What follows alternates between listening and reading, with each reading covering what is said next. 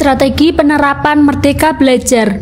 Yuk kita simak penjelasannya. Sebelumnya perkenalkan, nama saya Divi Ratih Kusumaningjarna. Saya mengajar di SMK Budi Utomo Kertosono. Terdapat 3 topik Merdeka Belajar. Yang pertama, pemahaman gagasan dan prinsip pendidikan berdasarkan pemikiran Ki Hajar Dewantara. Yang kedua, pemahaman untuk memfasilitasi murid agar tumbuh sesuai dengan kodratnya. Ketiga, penerapan pembelajaran yang memerdekakan murid. Modul pelatihan, menggali dan memahami diri sebagai pendidik, mendidik dan mengajar, mendampingi murid dengan utuh dan menyeluruh, mendidik dan melatih kecerdasan budi pekerti, mendidik dan mengantarkan keselamatan dan kebahagiaan, mengenali diri dan perannya sebagai pendidik.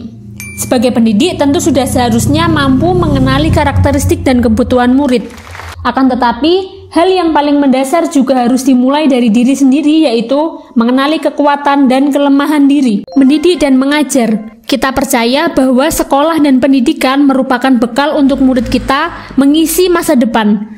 Pengajaran adalah suatu cara menyampaikan ilmu atau manfaat bagi hidup anak-anak secara lahir atau menurut Ki Hajar Dewantara, pendidikan sebagai tuntutan, yaitu tuntutan dalam hidup tumbuhnya murid. Maka, mendidik adalah menuntun segala kodrat yang ada pada murid, agar mereka dapat mencapai keselamatan dan kebahagiaan yang setinggi-tingginya, baik itu sebagai manusia maupun sebagai anggota masyarakat. Mendampingi murid dengan utuh dan menyeluruh. Pendidikan bergerak dinamis, menyesuaikan keadaan yang terus bergerak begitu cepat. Setiap peserta didik dilahirkan dengan kodrat alam yang berbeda-beda. Kita tidak bisa mencegah perubahan zaman, sehingga cara mendidik dan mengajar guru harus sesuai dengan perkembangan zaman. Dengan asas trikon, guru dapat merancang pembelajaran yang berkelanjutan, terbuka, dan berdasarkan budaya. 1. Continue, artinya pengembangan yang dilakukan harus berkesinambungan, dilakukan secara terus-menerus dengan perencanaan yang baik. 2. Convergent,